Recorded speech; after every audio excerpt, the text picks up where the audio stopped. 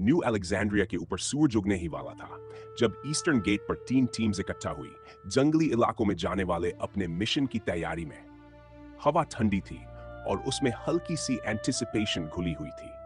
फेंट रोशनी में laser rifles चमक रही थी जब सैनिक अपने अपने पोजीशन संभाल रहे थे।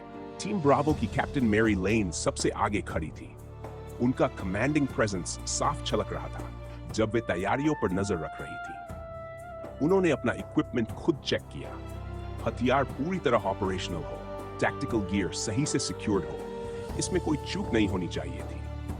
उनकी टीम में private Emma Morin, private Larry Carter, private Dylan Cunningham और नया शामिल हुआ मेंबर प्राइवेट लुकस एंडरसन था, जो हाल ही में प्राइवेट जॉन मरी की जगह टीम ब्रावो में आया था। सभी तेजी और एफिशिएंसी के साथ काम कर रहे थे, जैसे हर मूवमेंट प्रैक्टिस का नतीजा हो। दूसरी टीम थी टीम डेल्टा, जिसे न्यूली अपॉइंटेड कैप्टन निको मॉन्टगोमरी लीड कर रहे थे। वह पर्पस के साथ आगे पीछे घूमते हुए मिशन के लिए तैयारी करवा रहे थे। टीम डेल्टा के बाकी मेंबर्स कैप्टन मॉन्टगोमरी के ऑर्डर्स का पालन करते हुए लेजर राइफल्स उठा रहे थे और एक्सप्लोसिव्स चेक कर रहे थे। मगर टीम की कोहीजन और कमराडरी अभी मजबूत नहीं थी। आखिरकार ये एक नई बनी टीम थी। शहर पर हुए हमले में इनके ज्यादातर पुराने मेंबर्स मारे जा चुके थे। आखिरी टीम थी Team Tiger, captain Bisk, private Miranda Morin और 3 दूसरे सोल्जर्स जिन्होंने एंड्रिया, जेकब और अजिलिया की जगह ली थी। ताकत में वे अपने प्रेडिसेसर से कम नहीं थे, लेकिन बिस्क और मिरांडा के लिए सब कुछ पहले जैसा नहीं था। पुराने टीम मेंबर्स के साथ बना गहरा बॉन्ड अभी भी उनके दिल में था और नई डायनामिक्स में डलना आसान नहीं था। फिर भी बिना किसी शिकायत के वे अपना कर्तव्य निभा रहे थे। जैसे ही सभी तैयारियां पूरी हुई, कैप्टन लेन ने हाथ उठाया, एक इशारा कि सब उनके पास इकट्ठा हो। सैनिक तुरंत टाइट सर्कल में आ गए। लेजर राइफल्स और व्हाइट वेपन्स कंधों पर ठिंगी हुई और अपने लीडर्स की बात ध्यान से सुनने लगे। All right ladies and gentleman, captain Lane ने अथॉरिटी भरी आवाज में कहा, हमारे सामने एक बड़ा मिशन है और कोई गलती की गुंजाइश नहीं। हम फ्रेंट के बेस्ट ऑफ द बेस्ट हैं और हमें हेनिएट को ढूंढने का काम सौंपा गया है। सतर्क रहो, एक दूसरे का ध्यान रखो और अपनी ट्रेनिंग याद रखो। गेट खुलते ही हम निकलेंगे। Move out.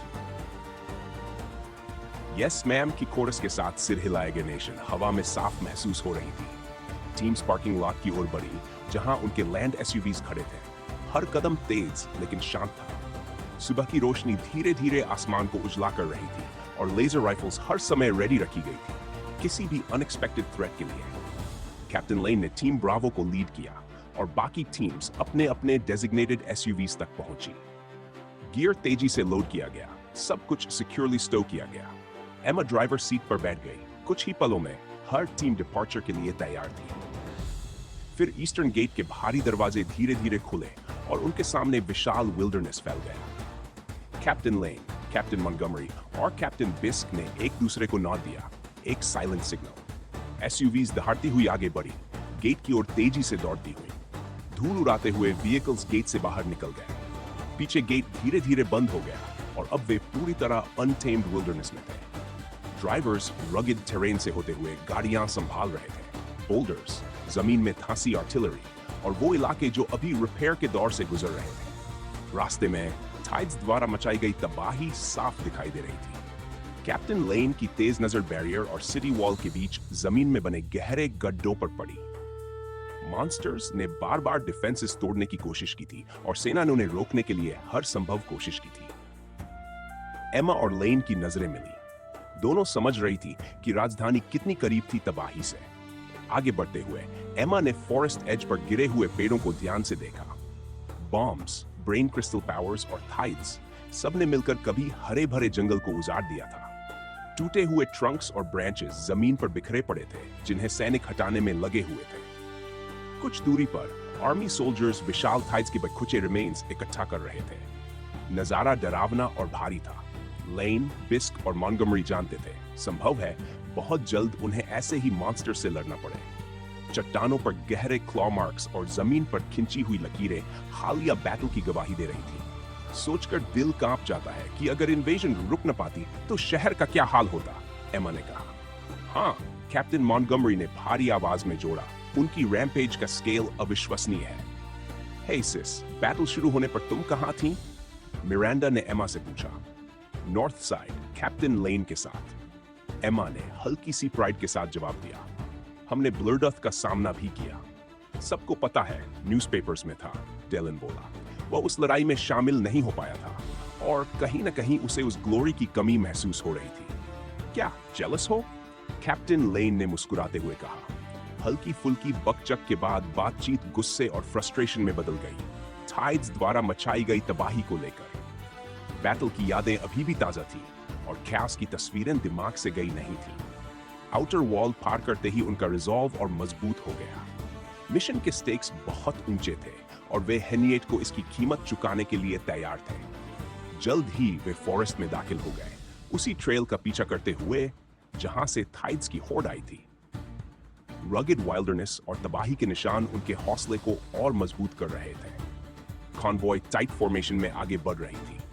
हर सोल्जर अलर्ट था। सिचुएशन का एक शॉर्ट रिकैप लेने कहा। ब्लडअर्थ पहली बार हमारे करंट पोजीशन से 4000 किलोमीटर ईस्ट में देखा गया था। हायर अप्स का मानना है कि हेनिएट वहीं होगा। कंफर्म नहीं है, इसलिए हम पहले 20 किलोमीटर वाइड एरिया सर्च करेंगे। इंडीड, बिस्क ने जोड़ा। ध्यान रहे, यहाँ कैपा लेवल से ऊपर के मॉन्स्टर्स भी हो सकते हैं। ऐसे केसेस में अवॉइड करना है। कुछ भी सस्पिशियस दिखे, मुझे रिपोर्ट करो। यस सर, टीम टाइगर ने जवाब दिया। कई घंटों तक यात्रा शांत रही। रास्ता लंबा था। लेन ने नोटिस किया कि एमा और मिरांडा आपस में बातें कर रही थी। सिस्टर्स थी और अलग अलग टीम्स में होते हुए भी एक ही मिशन पर होना थोड़ा अजीब था। लेन को एमा के पास्ट के बारे में जानने की क्यूरियोसिटी हुई। एमा बचपन में कैसी थी?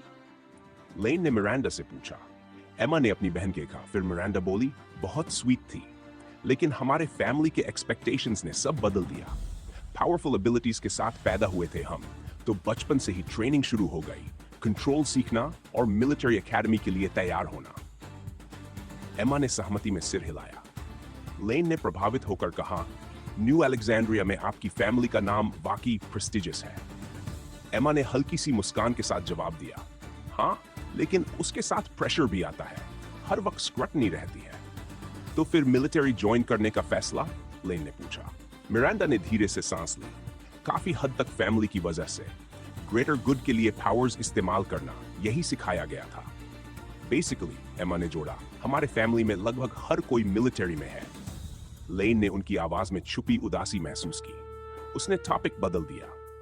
जो भी वजह रही हो, लेन ने मुस्कुराते हुए कहा, मुझे खुशी है कि तुम्हारी बहन मेरी टीम में है। उसकी स्किल्स हमारे लिए इनवैल्यूएबल है। एमा और मिरांडा ने एक दूसरे की ओर देखा। चेहरे नर्म पड़ गए। थैंक यू कैप्टन लेन, एमा ने सिंसियरली कहा। नताशा अंधेरी, नमी भरी गलियों में लड़खड़ाती हुई भाग रही थी। उसकी सांसें टूटी टूटी थी। शरीर पर लगी चोटों से दर्द उठ रहा था और हर कदम के साथ उसकी ताकत और कम होती जा रही थी। फिर भी वह रुक नहीं सकती थी। या तो किसी तरह मदद ढूंढनी थी या पीछा कर रहे लोगों से जान बचानी थी। उसने घबराकर पीछे मुड़कर देखा और दिल बैठ गया। वे अब भी उसके पीछे थे। वे लोग पूरी तरह काले कपड़ों में थे, जैसे परछाइयों का हिस्सा हों। उनकी चाल सटीक और ठंडी थी। हर कदम में एक घातक उद्देश्य झलक रहा था। चेहरों पर मास्क थे, पहचान छुपाने के लिए बिल्कुल भावहीन। उनमें कोई दया नहीं दिखती थी, सिर्फ आदेश को पूरा करने की निष्ठा। आह आह, नताशा दौड़ती रही, लेकिन दर्द हर सांस के साथ तेज होता जा रहा था। यह पीछा कई मिनटों से जारी था। उसने मदद मांगने की कोशिश की थी, मगर जैसे ही आवाज उठी, हमलावर और नजदीक आ गए। कुछ ही देर में उसे समझ आ गया, मदद मांगना ही उसकी लोकेशन उजागर कर देगा।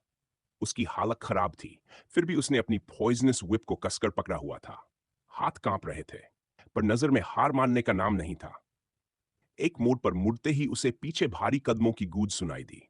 उसने रफ्तार बढ़ाने की कोशिश की, मगर शरीर ने साथ नहीं दिया। वह लगभग गिर पड़ी। एक लंबा, डरावना सा आदमी आगे बढ़ा और वार किया। नताशा ने अपनी व्हिप से वार को रोकने की कोशिश की। हताशा में उसने पलटकर हमला किया। किस्मत से एक वार असरदार रहा और वह हमलावर वहीं ढेर हो गया। यह जीत भारी कीमत के साथ आई। उसकी ताकत और कम हो गई। फिर भी नताशा ने खुद को संभाला। उसने व्हिप घुमाकर बाकी लोगों को दूर रखने की कोशिश की। जहर ने कुछ को कमजोर किया, मगर वे रुके नहीं। तुम लोग हो कौन? उसने चीखकर पूछा।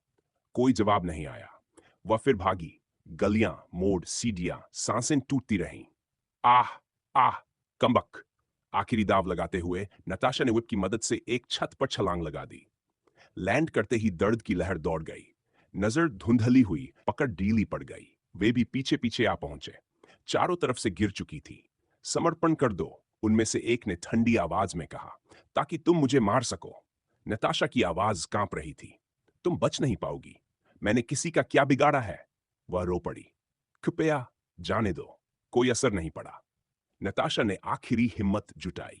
उसने whip से वार किया, अपनी बची खुची ताकत झोंक दी। चोटें बढ़ती गई, शरीर जवाब देने लगा, मगर वह रुकी नहीं। उसकी आंखों में अब भी जिद थी। संख्या बहुत ज्यादा थी। एक वार उसके कंधे पर लगा और वह लड़खड़ा गई। सांसें और तेज और भारी हो गई। आह! आह! एक और हमला चूक गया, लेकिन अगला ने उसे घेर लिया। उसने पीछे हटते हुए फिर से whip घुमाई। कुछ लोग पीछे हटे, मगर घेरा टूटने का नाम नहीं ले रहा था। काफी देर तक टिक गई, किसी ने कहा, मगर अब बस। नन, रख जाओ, उसने मुश्किल से कहा। जमीन पर गिरते हुए नताशा ने आसमान की ओर देखा। शरीर में अब ताकत नहीं बची थी। शोर दूर होता जा रहा था, आवाजें धुंधली पड़ने लगी। अलविदा। अगले ही पल सब कुछ खामोश हो गया। अंधेरा छा गया और गलियों में उस रात की कहानी वहीं खत्म हो गई, बिना किसी गवाह के। एरिक अपने बिस्तर पर लेटा हुआ, थके हुए मसल्स को स्ट्रेच करते हुए संतोष भरी सांस छोड़ रहा था। आज का ट्रेनिंग डे बेहद ब्रूटल रहा था। शरीर दर्द से भरा था, लेकिन प्रोग्रेस और अचीवमेंट का एहसास उसे भीतर तक संतुष्ट कर रहा था। बेनेडिक्ट इस वक्त मार्था के साथ किसी काम में व्यस्त था, इसलिए एम्बर उसके साथ थी। अभी दोनों एरिक के कमरे में अकेले थे। अब एम्बर ऑफिशियली एरिक की गर्लफ्रेंड बन चुकी थी। जाहिर है उन्होंने ये बात बाकियों को नहीं बताई थी, मगर कुछ लोगों को शक था, खासकर ग्वेन को, जिसकी नजरें बहुत तेज थी। एम्बर उसे बिस्तर पर ढहते देख उसके पास सिमट आई और अपना सिर उसके सीने पर रख दिया। उसकी मौजूदगी एरिक के लिए किसी दवा से कम नहीं थी। उसका हल्का स्पर्श, उसकी गर्माहट, सब मिलकर उसके शरीर की सारी थकान पिघला रहे थे। पिछले 3 दिन हेइस को मारने के बाद से उसके लिए बेहद भारी रहे थे। एरिक ने जो आग लगाई थी, उसने प्राइवेट इन्वेस्टिगेटर के शरीर के साथ साथ पूरी इमारत को निगल लिया था। कुछ भी नहीं बचा। पुलिस और आसपास के लोगों का मानना था कि आग किसी सिगरेट की वजह से लगी होगी, जो हाइस ने सोने से पहले छोड़ दी थी। इमारत पूरी तरह ढह चुकी थी और एरिक द्वारा दिए गए जख्म सब मलबे में छुप गए। कम से कम अभी तक किसी को उस पर शक नहीं हुआ था। आज का दिन काफी इंटेंस था। एरिक ने एम्बर के रेशमी बालों में उंगलियां फेरते हुए कहा, मास्टर निमिनन ने मुझे पूरी तरह पुश किया। ट्रेनिंग हर दिन ज्यादा ब्रूटल होती जा रही है। लगता है कल मेरे मसल्स बगावत कर देंगे। एम्बर हल्के से हंसी और अपनी उंगली से उसके सीने पर गोल गोल घुमाने लगी।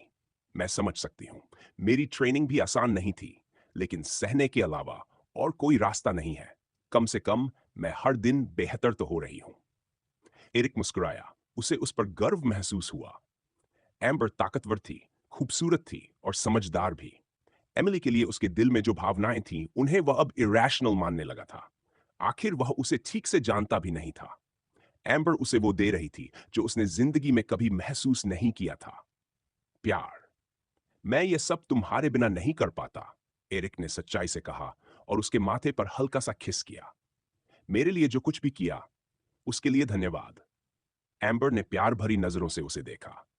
कुछ देर वे दोनों चुपचाप लेटे रहे, एक दूसरे की गर्माहट में खोए हुए।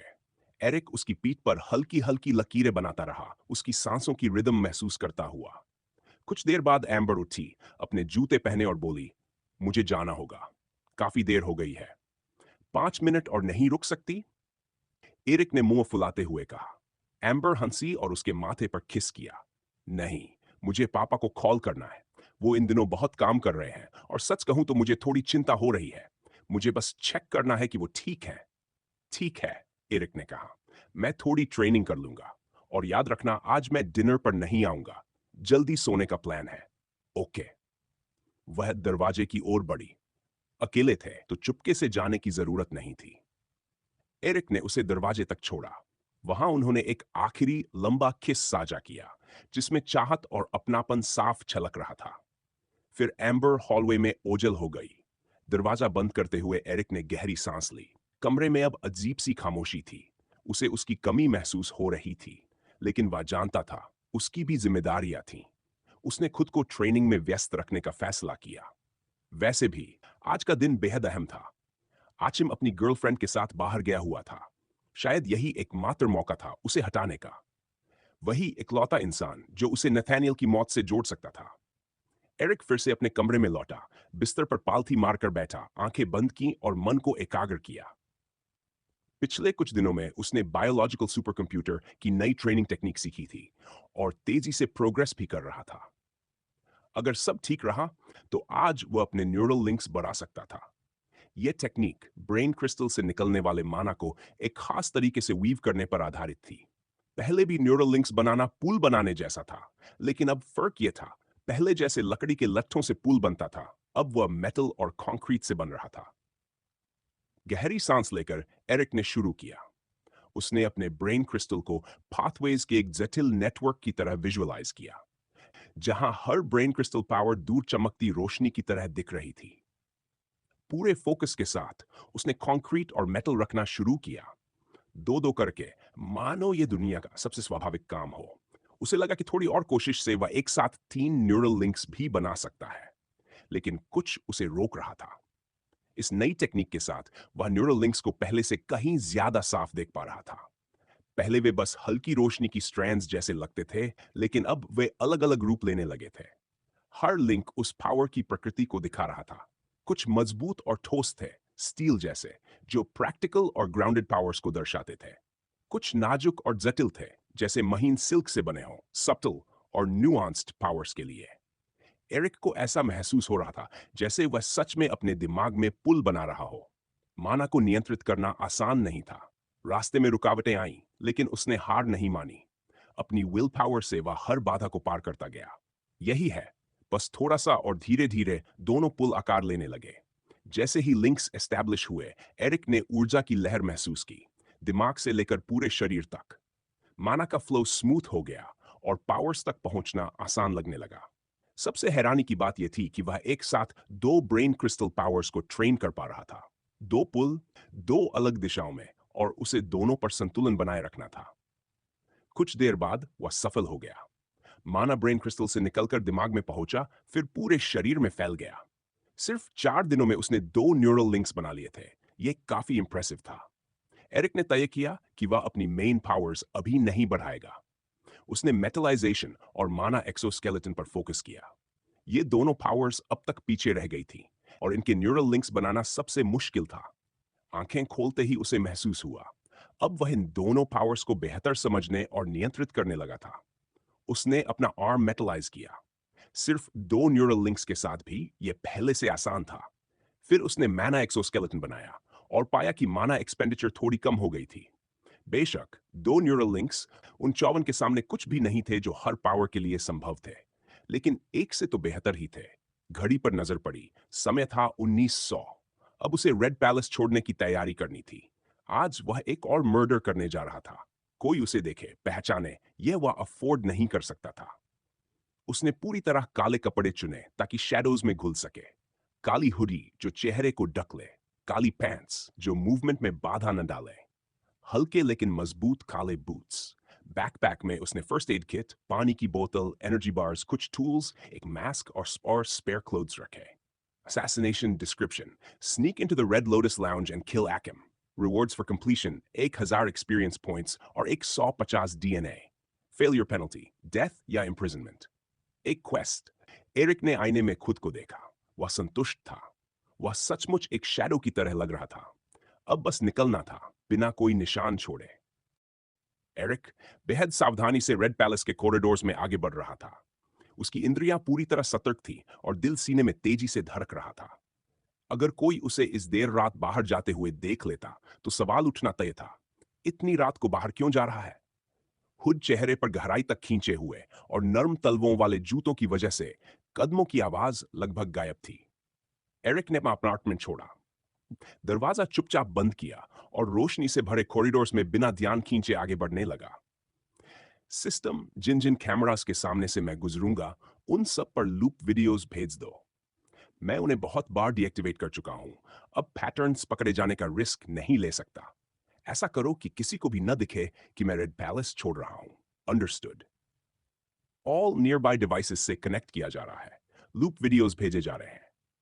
आगे बढ़ते हुए एरिक के कानों में कदमों की आवाज पड़ी। कुछ स्टूडेंट्स उसकी ओर आ रहे थे। उसने तुरंत एक मोड़ के पीछे खुद को छिपा लिया। अजीब बात यह थी कि हालात के बावजूद वह शांत था। छुपे हुए कोने से उसने उन्हें गुजरते देखा। वे 4 लोग थे, 2 लड़के और 2 लड़कियां। सबने रेड पैलेस की स्टैंडर्ड यूनिफॉर्म पहन रखी थी। सुनहरी धारियों वाली लाल पैंट्स और पीठ पर गोल्डन रेड पैलेस डोजो लोगो वाला जैकेट। चलते हुए वे आपस में बातें कर रहे थे। उनकी आवाज कॉरिडोर में गूंज रही थी। पहला छात्र लंबा और एथलेटिक लड़का था, छोटे काले बालों और आत्मविश्वास से भरी चाल के साथ। दूसरी एक नाटी लड़की थी, भूरे बाल और उन्हीं रंग की आंखें। उसकी चाल में एक तरह का उद्देश्य झलक रहा था। तो मैंने उसे साफ साफ कह दिया कि अपने काम से काम रखे, और उल्टा वो ही नाराज हो गई, जबकि नाक तो उसी ने मेरे मामलों में घुसाई थी, लड़की बोली। छोड़नन, उससे गुस्सा होकर तुझे कुछ मिलने वाला नहीं है। हाँ, लेकिन वे लोग आगे निकल गए। एरिक ने फिर से चलना शुरू किया। वह दाईं ओर मुड़ा, बिल्ली जैसी फुर्ती से, बिना कोई आवाज किए। जल्दी ही वह एलिवेटर के सामने पहुंचा। अंदर गया और ग्राउंड फ्लोर का बटन दबाया। दरवाजे बंद हुए और एलिवेटर नीचे उतरने लगा। पहला हिस्सा पूरा हो चुका, अब मेन एंट्रेंस तक पहुंचना था। एरिक बाहर निकला और ग्राउंड फ्लोर पर रखी एक काउच के पीछे छिप गया। वहां से उसे साफ दिख रहा था कि रिसेप्शन खाली थी। लगता था मिस स्मिथ की शिफ्ट खत्म हो चुकी थी, लेकिन गार्ड्स अभी मौजूद थे। अगर उसे बाहर निकलना था तो उन्हें बिना नोटिस हुए पार करना जरूरी था। एग्जिट दिख रहा था, मगर बाहर 2 गार्ड्स खड़े थे, उन्हें हटाना पड़ेगा। सिस्टम, बाहर खड़े गार्ड्स को मैसेज भेजो। उन्हें कहो कि तुरंत फर्स्ट फ्लोर पर आएं। उम्मीद है ऊपर जाकर उनसे सवाल जवाब होगा और मुझे निकलने का वक्त मिल जाएगा। अंडरस्टूड। डिवाइसेस से कनेक्ट किया जा रहा है। मैसेज भेज दिया गया है। थोड़ी ही देर में दोनों गार्ड्स ने मैसेज देखा और अंदर की ओर बढ़े। जैसा एरिक ने सोचा था, बाकी गार्ड्स उलझन में पड़ गए। अरे, कहां जा रहे हो? एक ने पूछा। हमें ऊपर बुलाया गया है। हूं? क्यों? जब गार्ड्स आपस में बातों में उलझे रहे, एरिक बिना आवाज किए उनके बीच से निकल गया। लेकिन एक पल ऐसा आया जब वह 2 गार्ड्स के बीच फंस गया। दोनों उसकी ओर से आ रहे थे। उसने फौरन पास के जैनिटर क्लोजेट में छलांग लगा दी और सांस रोक ली। उनके कदमों की आवाज पास से गुजरी। जैसे ही आवाज दूर हुई, वह बाहर निकला और फिर से आगे बढ़ गया। आखिरकार काफी देर तक चली इस नर्व रैकिंग बचाव प्रक्रिया के बाद एरिक बिल्डिंग से बाहर निकल आया और गार्डन में पहुंचा। पेड़ों के बीच से रात का आसमान झलक रहा था। वह जानता था कि सबसे मुश्किल हिस्सा पार हो चुका है, लेकिन अभी पूरी तरह डील देना खतरनाक था। रेड पैलेस की प्रॉपर्टी से पूरी तरह बाहर निकलना अब भी बाकी था। एरिक सड़क के उस पार फुटपाथ पर खड़ा था, रेड लोटस लाउंज की ओर तेज नजरों से इलाका स्कैन करते हुए। वह भीड़ में घुल मिलकर सुरक्षित दूरी बनाए रखे हुए था, आसपास से गुजरते पैदल यात्रियों के बीच, लेकिन उसकी निगाहें हर पल अचिम के किसी भी संकेत पर टिकी थी। क्लब के प्रवेश द्वार पर तैनात भारकम बाउंसर्स बड़ी सख्ती से आईडीज चेक कर रहे थे। सिर्फ गेस्ट लिस्ट वालों या सही कनेक्शंस रखने वालों को ही अंदर जाने दिया जा रहा था। एरिक जानता था कि सामने के दर जाने की कोशिश करना जोखिम भरा होगा। वह गेस्ट लिस्ट में नहीं था और बेवजह ध्यान खींचना नहीं चाहता था। इमारत के पीछे एक बैकडोर भी था, लेकिन वहां और भी ज्यादा गार्ड किया गया था। वहां घुसने का मतलब सीधा टकराव और जीत की कोई संभावना नहीं। वह क्लब में आने जाने वाले लोगों को ध्यान से देखता रहा, इस उम्मीद में कि आचिम या उसकी गर्लफ्रेंड की एक झलक मिल जाए। वह चेहरों को स्कैन कर रहा था, परिचित फीचर्स ढूंढते हुए, और कान लगाए किसी भी बातचीत या नाम के जिक्र को पकड़ने की कोशिश कर रहा था जो उसे कोई सुराग दे सके। रेड लोटस लाउंज उतना ही वाइब्रेंट और भीड़ भाड़ वाला था जितना उसने सुना था। दीवारों के आर पार धड़कती म्यूजिक और रंगीन लाइट्स क्लब के बाहर एक लुभावना माहौल बना रही थी। एरिक ने देखा कि अंदर जाने वालों में तरह तरह के लोग थे। यंग पार्टी गर्ल्स, सलीके से कपड़े पहने बिजनेस पीपल, और कुछ शेडी से दिखने वाले किरदार भी, जो क्लब के क्रिमिनल अंडरवर्ल्ड से जुड़े होने की अफवाहों से मेल खाते थे। पिछली बार आचिम ने कहा था कि वह लगभग 2100 बजे आएगा, तो अब बस कुछ ही मिनट बाकी हैं। एरिक ने सोचा, लेकिन एक और जरूरी मसला भी था जिसे उसे तुरंत सुलझाना था।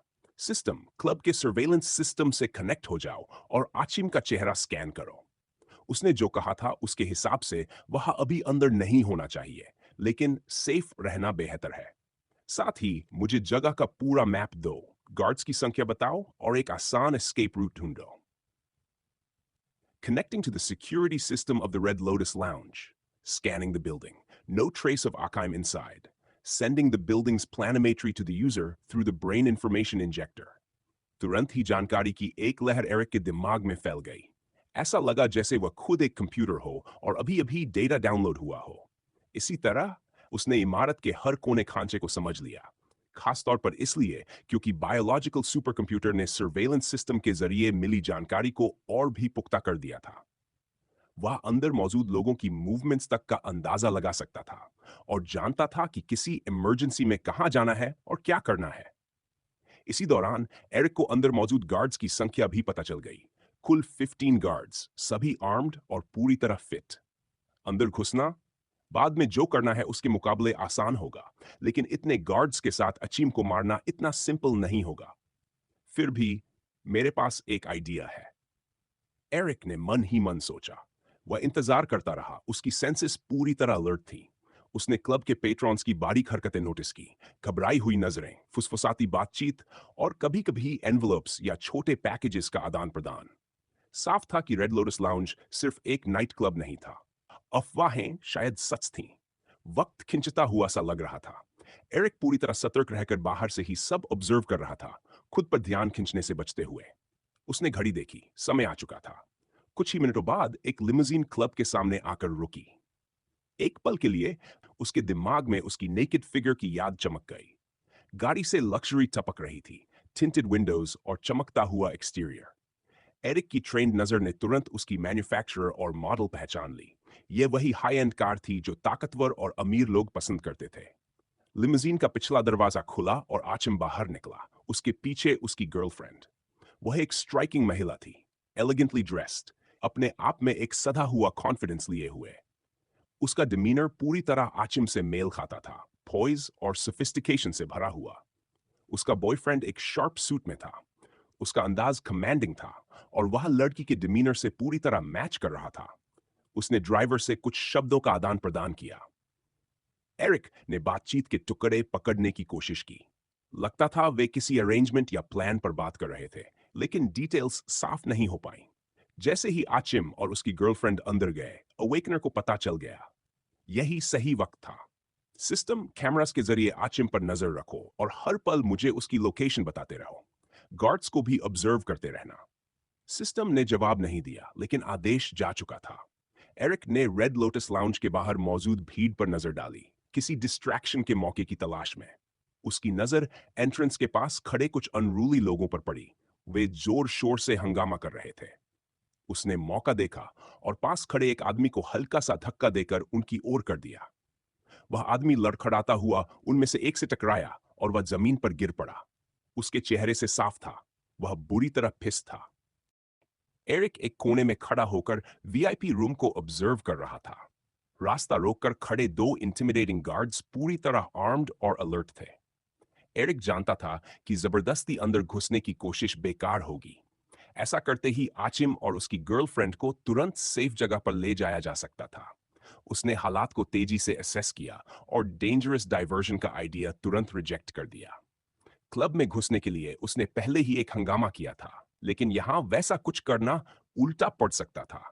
गार्ड्स सीधा वीआईपी रूम की ओर भागते और आचिम की सुरक्षा और कड़ी हो जाती. साफ था कि ये गार्ड्स अच्छी तरह ट्रेन्ड थे और आसानी से बेवकूफ नहीं बनते. एरिक को समझ आ गया कि आचिम तक पहुंचने के लिए उसे एक सटल अप्रोच चाहिए. वह थोड़ा पीछे हटा, दिमाग पूरी रफ्तार से ऑप्शंस पर काम कर रहा था. उसने गार्ड्स को ध्यान से देखा, उनकी मूवमेंट्स, उनका पैटर्न. ज्यादातर समय उनकी नजर वीआईपी रूम के एंट्रेंस पर रहती थी, लेकिन बीच बीच में वे बार की तरफ भी ग्लैंस कर लेते थे, जैसे किसी ट्रबल की जांच कर रहे हों. यहीं उसे एक बात सूझी. बिल्डिंग के ब्लूप्रिंट्स साफ दिखा रहे थे कि काउंटर के पीछे से किचन की एक पैसेज थी और किचन से एक कॉरिडोर जाता था जिसमें कई रूम्स थे. उन्हीं में से एक वीआईपी रूम भी था जहां आचिम और उसकी गर्लफ्रेंड बैठे थे. मतलब एरिक को बस किचन में घुसना था और वहां से वीआईपी रूम तक पहुंचना था. प्रॉब्लम यह थी कि कैमरास के जरिए उसे साफ दिख रहा था. किचन में कम से कम 2 लोग मौजूद थे और 4 सर्वर्स लगातार खाना और ड्रिंक्स लेकर अंदर बाहर जा रहे थे. लेकिन सिस्टम की मदद से अननोटिस निकल जाना मुमकिन था. असल दिक्कत यह थी कि बार से किचन में स्नीक करने का प्लान कैसे बने। कुछ ही सेकंड में उसके दिमाग में एक आइडिया आया। यहाँ इतने लोग अपने वियर्ड ब्रेन क्रिस्टल पावर्स इस्तेमाल कर रहे थे, तो उसका इस्तेमाल करना कोई बड़ी बात नहीं थी। ऊपर से एक बैंड लाइव म्यूजिक बजा रहा था। परफेक्ट मौका। एरिक तेजी से बार की ओर गया और एंट्रेंस के पास खुद को पोजीशन किया। उसने लोगन की पावर में मैना चैनल करना शुरू किया। जैसे ही डार्ट रेडी हुआ, वह एक बैरल खिंच गया और सही पल का इंतजार किया। स्टेज पर सिंगर गा रहा था। जैसे ही उसने कोरस गाना शुरू किया, अचानक उसकी आवाज लड़खड़ा गई। उसका गला अटक सा गया और वह कंफ्यूजन के साथ अपनी गर्दन पकड़ने लगा। गर्दन में एक अजीब सी चुभन फैलने लगी। उसने उसे नजरअंदाज करने की कोशिश की, लेकिन दर्द बढ़ता ही गया। वह और ज्यादा कंफ्यूज्ड हो गया। गर्दन में दर्द था, लेकिन स्किन पर कुछ भी दिखाई नहीं दे रहा था। तभी उसने महसूस किया, फॉरेन मैना उसके शरीर में फैल रही थी। उसने उसे रोकने की कोशिश की, लेकिन वह इतना पावरफुल नहीं था। शायद कभी आर्मी में रहा हो, मगर असल में वह म्यूजिक में ज्यादा इंटरेस्टेड था, लड़ाई में नहीं। और इतना स्किल्ड नहीं था कि मैना को बाहर निकाल सके। सिंगर की मूवमेंट्स धीरे धीरे स्लगिश हो गई। उसकी आवाज धीमी पड़ती गई। वह लड़खड़ाया, बैलेंस खो बैठा और जमीन पर गिर पड़ा। एरिक की माना से हारते हुए उसका शरीर पैरालिसिस की ओर बढ़ने लगा। ऑडियंस हक्की बक्की रह गई। पहले कुछ लोगों को लगा कि यह परफॉर्मेंस का हिस्सा है, लेकिन जल्दी ही साफ हो गया कि कुछ गलत है। म्यूजिक अचानक रुक गया। बैंड मेंबर्स भागकर सिंगर के पास पहुंचे, उसे होश में लाने की कोशिश करते हुए। भीड़ में फुसफुसाहट फैल गई, कंफ्यूजन, चिंता और सारी नजरें स्टेज पर टिक गई। इसी हंगामे के बीच एरिक चुपचाप क्राउड में घुल गया। किसी को भनक तक नहीं लगी। माना से बनाया गया डाइवर्जन पूरी तरह काम कर चुका था। क्लब का हर इंसान उसी तरफ देख रहा था। एरिक ने सही मौके पर काउंटर के पीछे स्लिप किया। बारटेंडर स्टेज की ओर देख रहा था। उसे जरा भी अंदाजा नहीं हुआ कि कोई पीछे से डोर खोलकर किचन में घुस चुका है। टाइमिंग परफेक्ट थी। एरिक खुद कैमरास के जरिए देख रहा था, लेकिन अब उसे एक्स्ट्रा सावधान रहना था। कंट्रोल रूम में कोई न कोई जरूर स्क्रीन्स देख रहा होगा। सिस्टम, जब तक मैं मेन रूम के पीछे हूं, कंट्रोल रूम को लूप वीडियो भेजो। और जब मैं क्लब से बाहर निकल जाऊं, तब तक की सारी रिकॉर्डिंग्स डिलीट कर देना। Sending loop video. अब एरिक को भरोसा था कि वह तुरंत पकड़ा नहीं जाएगा। रिस्क फिर भी था। गार्ड्स लूप्स नोटिस कर सकते थे। इसलिए सबसे अच्छा यही था कि उसके निकलते ही सिस्टम सब नॉर्मल कर दे, ताकि किसी को शक न हो। एरिक अब रेड लोटस लाउंज की बसलिंग किचन में था। शेफ्स और स्टाफ तेजी से काम कर रहे थे। प्लेट्स तैयार हो रही थी। ऑर्डर्स पूरे किए जा रहे थे। एग्जॉटिक स्पाइसेस की खुशबू और सिजलिंग इंग्रेडिएंट्स की आवाज हवा में घुली हुई थी। लेकिन एरिक के पास इन सब पर ध्यान देने का समय नहीं था।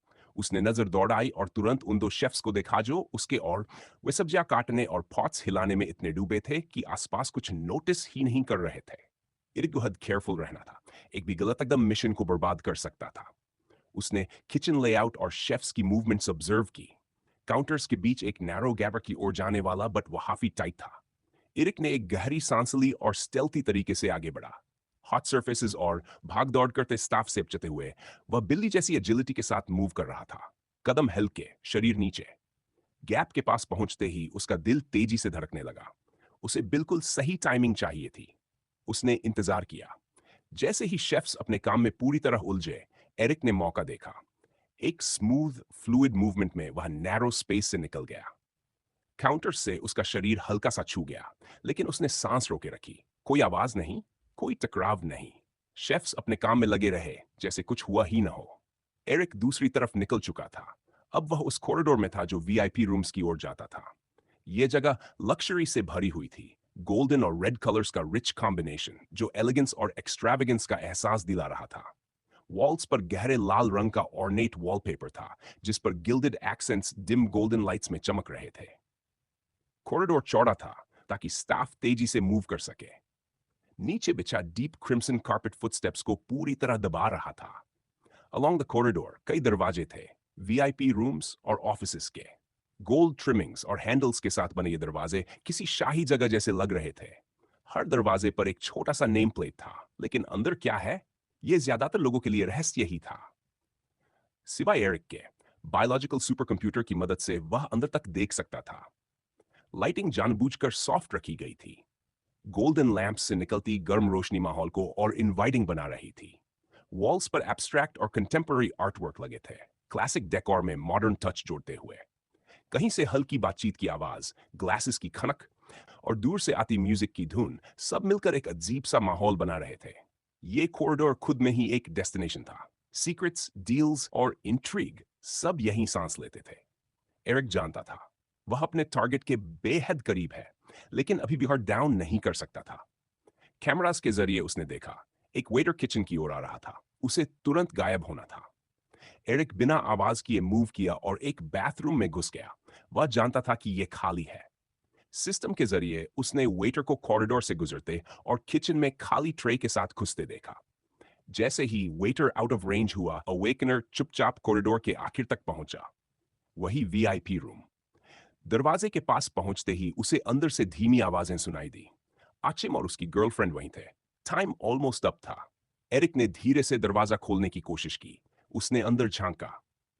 अचिम और उसकी गर्लफ्रेंड सोफा पर बैठे थे, शैंपेन सिप करते हुए, पूरी तरह बेखबर। अब उसे तुरंत एक्ट करना था, रिएक्शन का मौका दिए बिना। एरिक जैसे ही वीआईपी रूम में दाखिल हुआ, उसकी सारी सेंसेस और भी तेज हो गई। हल्की बातचीत और ग्लासेस की आवाजें उसके कानों तक आ रही थीं। लेकिन उसके लिए इस पल सिर्फ एक ही चीज मायने रखती थी, अचिम। मास्क लगाए हुए एरिक बिना आवाज किए आगे बढ़ा। उसकी फ्लाइसा मजबूती से उसकी मुट्ठी में थी। अचिम अपनी गर्लफ्रेंड के साथ कमरे के बीचों बीच रखे सोफा पर बैठा था। दोनों आपस में इतने मशगूल थे कि उन्हें जरा भी अंदाजा नहीं था कि मौत कितनी करीब आ चुकी है। एरिक का दिल तेजी से धड़क रहा था, लेकिन उसकी नजरें पूरी तरह अपने टारगेट पर टिकी थीं। उसने दूरी कम की और बिना किसी हिचक के हमला किया। लेकिन आखिरी पल में अचिम की गर्लफ्रेंड ने उसे देख लिया। इंस्टिंक्टिवली उसने अचिम को धक्का देकर पीछे किया और खुद उसके सामने आ गई।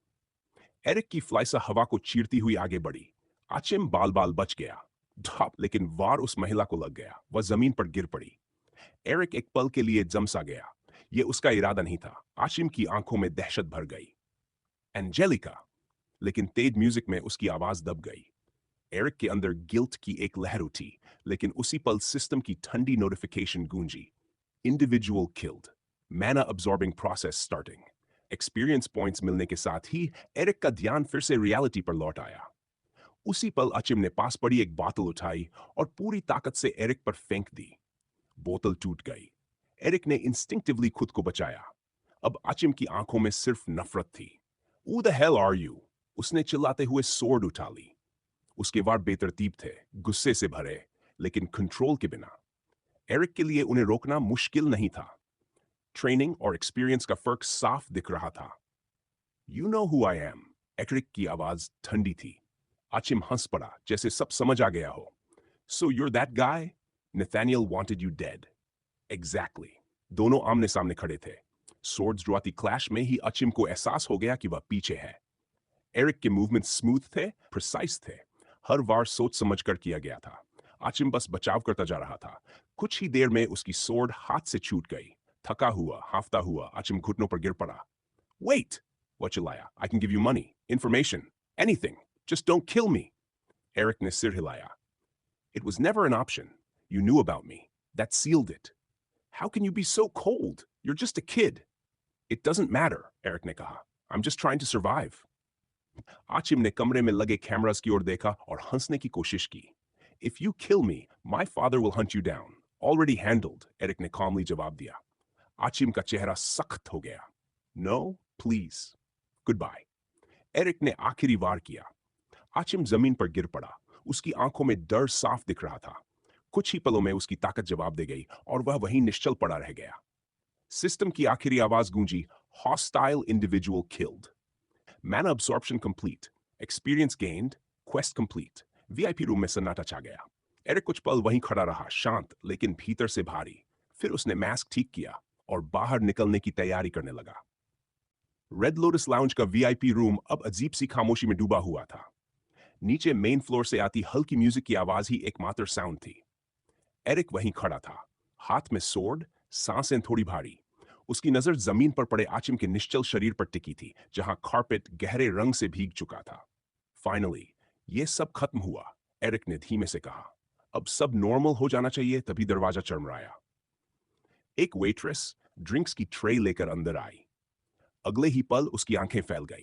उसने जो देखा उस पर यकीन नहीं कर पाई। उसके मुंह से एक तेज चीख निकली, ट्रे हाथ से छूट गई और ग्लास जमीन पर टूट गए। बिना एक पल रुके वह मुड़ी और भाग गई। फक, एरिक जान गया, अब देर नहीं कर सकता। उसके सामने दो रास्ते थे, मेन हॉल से निकलना या फिर वापस किचन की तरफ जाना। किचन का मतलब था स्टाफ, गार्ड्स और chaos। मेन हॉल रिस्की था लेकिन सबसे तेज। TSK। उसने डिसीजन ले लिया। एरिक ने जल्दी से अपनी फ्लाइसर शीथ कर दी। वेपन को कोई देख नहीं सकता था।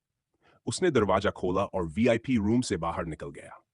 गार्ड्स चौंक गए। कुछ पल तक उन्हें समझ ही नहीं आया कि अचानक ये मास्क्ड आदमी कहां से आ गया। फिर उनकी नजर VIP रूम के अंदर पड़ी और सब साफ हो गया।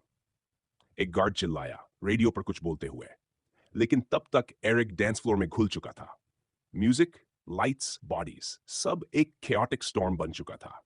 क्राउड उछल रहा था, नाच रहा था, और यही एरिक का कवर था। वह बॉडीज के बीच से तेजी से निकलता गया, रिदम के साथ मूव करता हुआ, जैसे उसी क्राउड का हिस्सा हो। गार्ड्स पीछा कर रहे थे, लेकिन हर कदम पर उन्हें लोगों को धक्का देना पड़ रहा था। तभी किसी ने VIP रूम के अंदर झांक लिया। चीखें, panic, call an ambulance. Phones निकल आए, लोग भागने लगे। DJ ने म्यूजिक कम कर दिया। लाउंज का माहौल सेकंडों में बदल गया।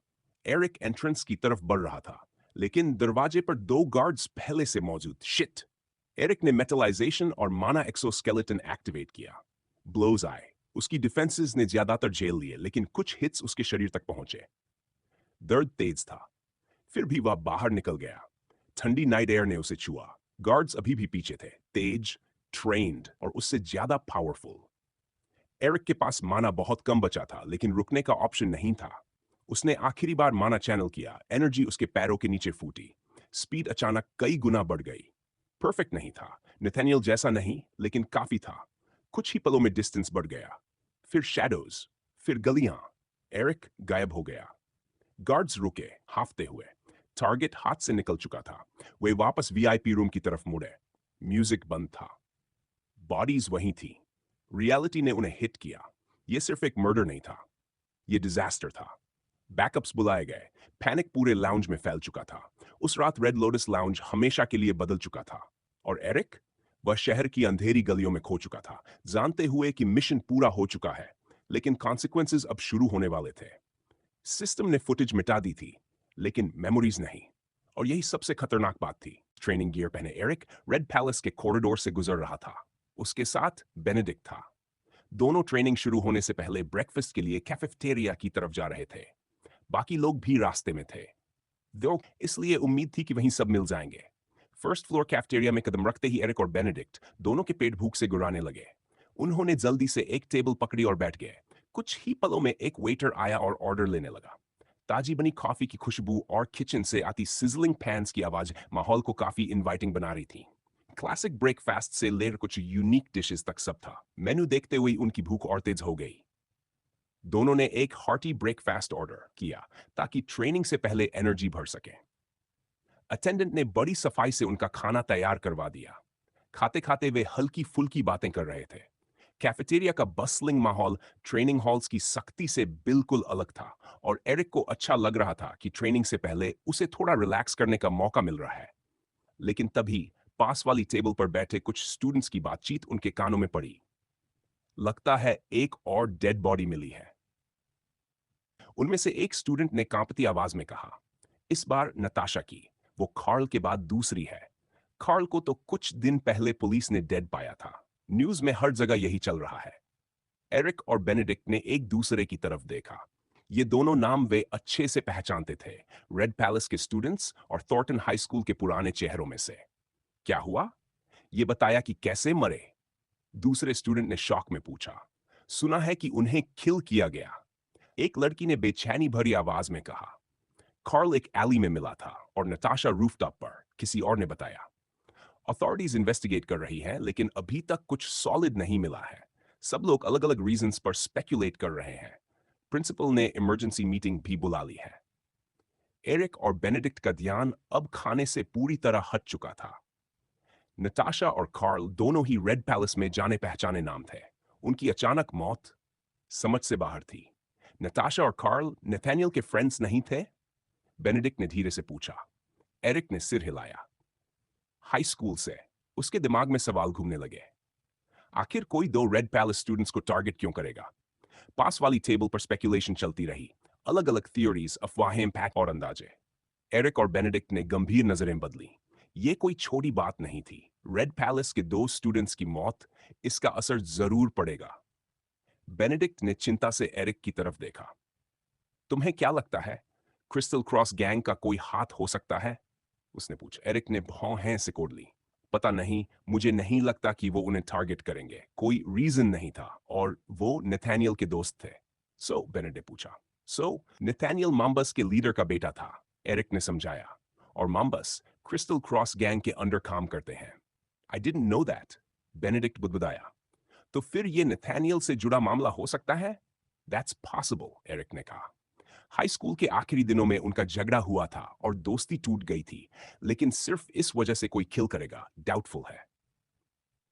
अनलेस, एरिक के दिमाग में एक ख्याल कौंधा। अनलेस ये नेथानियल की डेथ का बदला हो और उन्होंने इन दोनों को टारगेट किया हो, ये सोचकर कि उनका कुछ हाथ था। अगर ऐसा था, तो मामला बहुत ज्यादा सीरियस था और इसका मतलब यह भी था कि एरिक खुद फिर से डेंजर में हो सकता है। लेकिन उनके पास मेरे खिलाफ प्रूफ नहीं है, उसने सोचा। तो फिर उन्होंने इन्हें क्यों टारगेट किया? बेनेडिक्ट ने उसकी चुप्पी का मतलब समझा। क्या तुम्हें लगता है हमें भी टारगेट किया जा सकता है? उसने लगभग फुसफुसाते हुए पूछा। एरिक ने लंबी सांस ली। मुझे नहीं लगता कि तुम्हें या मार्था को प्रॉब्लम होगी। तुम लोग रेयरली इन्वॉल्व थे, लेकिन बाकी लोग मे बी। वह रुका। यह सब अभी कंजेक्चर है, लेकिन पैटर्न अजीब है, बहुत ज्यादा कोइंसिडेंटल। न्यू अलेक्जेंड्रिया में हाल के दिनों की घटनाएं, डेथ्स, टेंशन, रूमर्स, सब उसके दिमाग में घूमने लगे। I need to find out the truth, Eric ने तय किया। स्पेशली अगर एम्बर और बाकी लोग डेंजर में हो सकते हैं।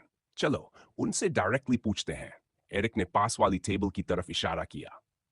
बेनेडिक्ट ने तुरंत सहमति में सिर हिलाया। दोनों स्टूडेंट्स उस ग्रुप के पास गए जो नताशा और कार्ल की मौत पर बात कर रहा था। उन्हें देखकर ग्रुप थोड़ा अनईजी हो गया। आखिर एरिक और बेनेडिक्ट की रेपुटेशन सब जानते थे, खासकर एरिक की।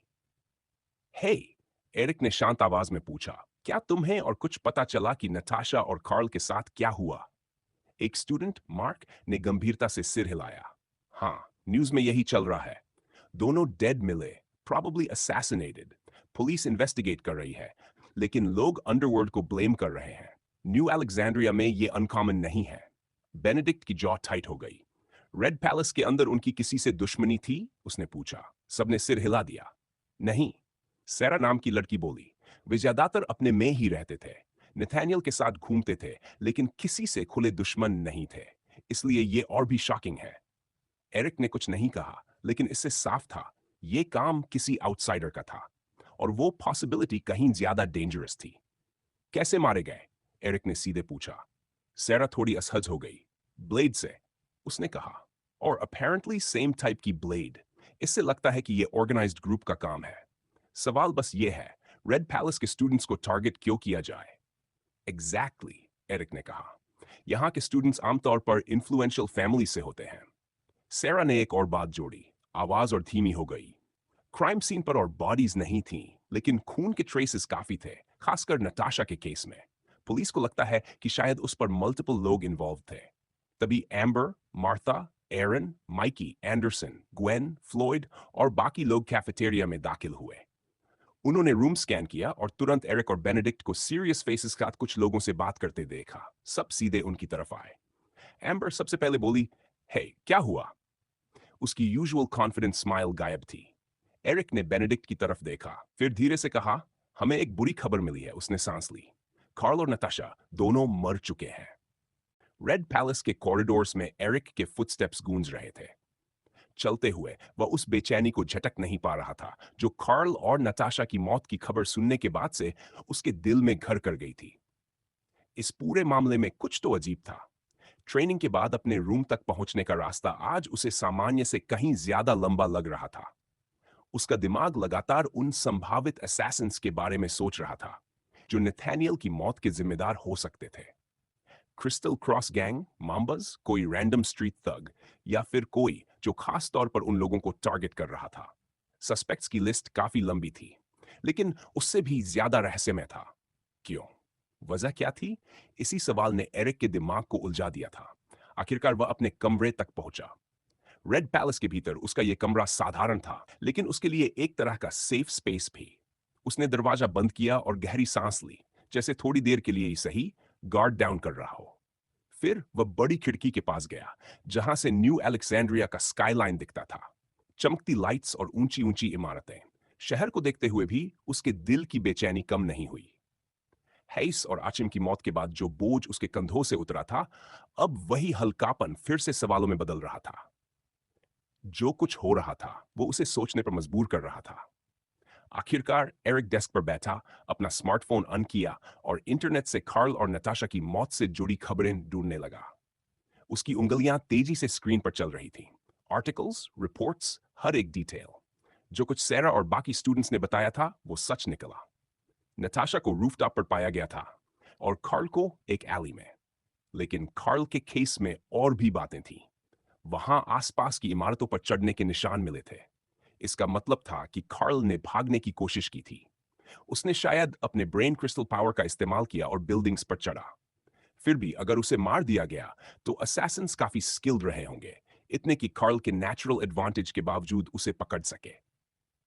नताशा के केस में कुछ जगहों पर पॉइजन के छोटे छोटे फूल्स मिले थे। इसका मतलब था कि उसने फाइट बैक किया था।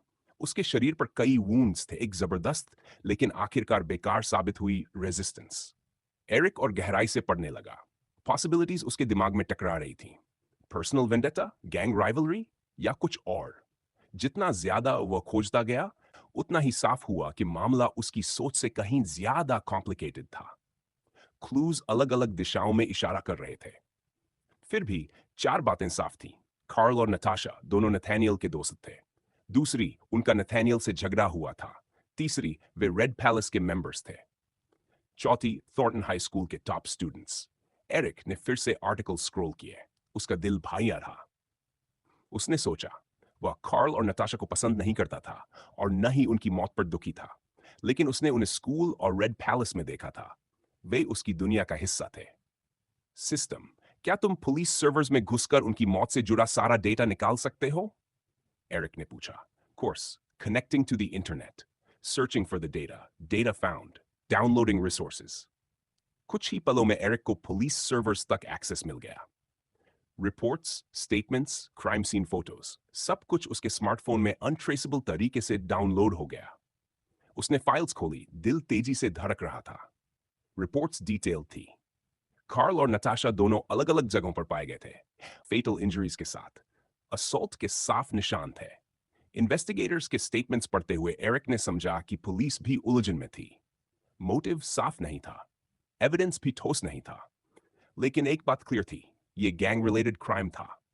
एरिक कुर्सी से टिक गया। What if? सिस्टम, जैसे पुलिस सर्वर्स में घुसे, वैसे ही क्या तुम सिक्योरिटी सिस्टम्स में भी रिमोटली घुस सकते हो? I'm able, but the link depends on their connection to internet services. Nathaniel McConnell का घर ढूंढ लो। देखो उसका फादर कहाँ है। अगर वो घर पर नहीं है, तो आचिम के घर से उसके फादर को लोकेट करो। Understood. Connecting to the internet, searching for information about Nathaniel McConnell. Red Palace database hacked. Information retrieved. Connecting to Nathaniel McConnell's house security system. 10 people present. Matthew McConnell found. Sending audio-video signal to the brain. Eric को उम्मीद थी कि उसका डर बेकार साबित होगा, लेकिन सब कुछ बहुत ज्यादा कोइंसिडेंटल लग रहा था। Targets, crime scenes, connections. और सबसे ज्यादा डिस्टर्बिंग थी नथानियल से उनकी रिलेशन। क्या वे उसकी वजह से मरे थे?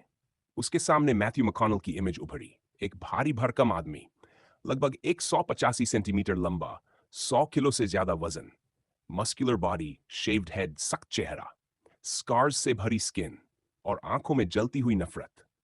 उसी समय एक आदमी सावधानी से उसके स्टडी रूम में दाखिल हुआ। सिमोन ने कमरे में कदम रखा। मैथ्यू अपने ओक डेस्क के पीछे बैठा था, मुट्ठियां भींची हुई। बॉस, सिमोन ने कहा, टास्क का क्या हुआ? मैथ्यू ने गुर्राकर पूछा। 2 टारगेट्स किल कर दिए गए हैं, कार्ल मोरन और नताशा पोप, सिमोन बोला। वे नथानियल के पुराने फ्रेंड्स थे। मैथ्यू की आंखों में ठंडापन था। और बाकी? अब तरीका बदल दिया है, सिमोन ने कहा। जल्दी करो, मिलिट्री स्कूल चले गए तो मुश्किल हो जाएगी। चिंता मत कीजिए, हमने पेरेंट्स और फैमिली मेंबर्स किडनैप करना शुरू कर दिया है। मैथ्यू की आंखों में चमक आ गई। गुड, कुछ फैमिलीज तक नहीं पहुंच पाए, ने जोड़ा। एम्बर जॉयस, ग्वेन लिंजी, फ्लॉयड वेल्डेज, लेकिन मॉन्टगमरी और जमोरा क्लैन से लोग हमारे पास हैं। यस, मैंने मेज पर मुक्का मारा। प्रोसीड। एरिक सब देख रहा था और भीतर से सहर गया। New quest, stop my rewards, hostages को बचाने पर 5,000 एक्सपीरियंस पॉइंट्स, मिशन कंप्लीट होने पर 2,000 DNA points. Failure penalty, unknown description. Matthew students को मारने की योजना बना रहा है।